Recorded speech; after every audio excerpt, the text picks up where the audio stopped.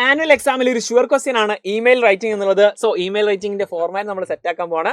So ഇതുപോലെ videos ലഭിക്കാൻ വേണ്ടി സബ്സ്ക്രൈബ് ചെയ്യാൻ മറന്നു പോകരുത്. ഫസ്റ്റ് ഓഫ് ഓൾ ഇതാണ് ഇമെയിലിന്റെ ആ ഒരു ഫോർമാറ്റ് എന്ന് പറയുന്നത്. ഫസ്റ്റ് ഫ്രം അഡ്രസ് എഴുതുക. ഇവിടെ ഫ്രം അഡ്രസ്സിൽ ഏതെങ്കിലും abc@gmail.com എന്ന് അങ്ങോട്ട് എഴുതി കൊടുക്കണേ.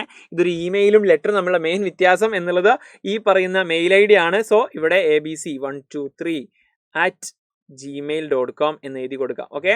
ഓക്കെ. ഇനി സബ്ജക്റ്റ് എന്താണ്? നമ്മൾ ഈ കത്ത് എഴുതാനുള്ള അല്ലെങ്കിൽ ഈ ഇമെയിൽ എഴുതാനുള്ള കാരണം എന്താണ്? എന്തൊരു കാരണത്തിന് വേണ്ടിയിട്ടാണ് കത്ത് എഴുതുന്നത്, ആർക്കാണ് എഴുതുന്നത് എന്ന് ഓർമ്മ ഉണ്ടാവില്ല. അത് ക്വസ്റ്റ്യൻ പേപ്പറിൽ ഉണ്ടായിരിക്കും. അതിന്റെ സബ്ജക്റ്റ് എന്താ, എന്തിനാണ് നമ്മൾ എഴുതുന്നത് എന്നുള്ളത് ഇവിടെ എഴുതി കൊടുക്കുക. മിക്കവാറും നമുക്ക് ക്വസ്റ്റ്യൻ പേപ്പറിൽ നിന്ന് കിട്ടും.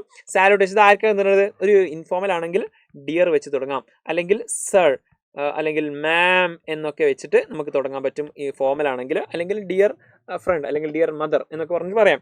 ഇനി ബോഡി പാർട്ടിൽ ഏതൊരു ടോപ്പിക്കിനെ പറ്റിയിട്ടാണോ നമ്മൾ ഒരാളോട് പറയാനുള്ളത്, അത് ക്വസ്റ്റ്യൻ പേപ്പർ ഉണ്ടാവും. ഇന്ന ആളോട് ഇന്ന കാര്യത്തിനെ പറ്റിയിട്ട് പറയാണെന്നുള്ളത് അത് മെൻഷൻ നന്നായിട്ട് വായിച്ചു നോക്കുക. ഇനി closing line with love, lovingly എന്നൊക്കെ പറഞ്ഞിട്ട് ക്ലോസിൽ കൊടുക്കുക. എന്നിട്ട് അവസാനം ഇത് അയക്കുന്ന ആളാരാണ്, അയാൾ അയാളുടെ പേരും ഇവിടെ എഴുതി കൊടുക്കുക. ഇമെയിലുടെ എല്ലാ പേര് എഴുതി കൊടുക്കുക. ഇത്രയും കാര്യം ചെയ്യുമ്പോഴേക്കും നിങ്ങൾക്ക് ആ ഒരു ഇമെയിൽ സെറ്റാണ്. പക്ഷേ ഈ ഒരു ഫോർമാറ്റ് കീപ്പ് ചെയ്യുക, ചാപ്റ്ററിന്റെ സിറ്റുവേഷൻ ഓർമ്മ ഉണ്ടാവും എന്നുള്ളത് അത്രമേൽ ഇമ്പോർട്ടൻ്റ് ആണ്. സോ നിങ്ങളുടെ ഫ്രണ്ട്സിനൊക്കെ എക്സാം എഴുതാൻ പോകുന്നത് നിങ്ങളുടെ ഫ്രണ്ട്സിനൊക്കെ അയച്ചു കൊടുത്തോ. നിങ്ങളുടെ വിലയേറിയ അഭിപ്രായങ്ങളും അടുത്തത് ഏത് വീഡിയോ ആണ് ഇതുപോലെ ഫോർമാറ്റ് വേണ്ട എന്നുള്ളത് കമന്റ് ബോക്സിൽ അറിയിക്കാം. നമുക്ക് മറ്റൊരു വീഡിയോ ആയിട്ട് വീണ്ടും കാണാം.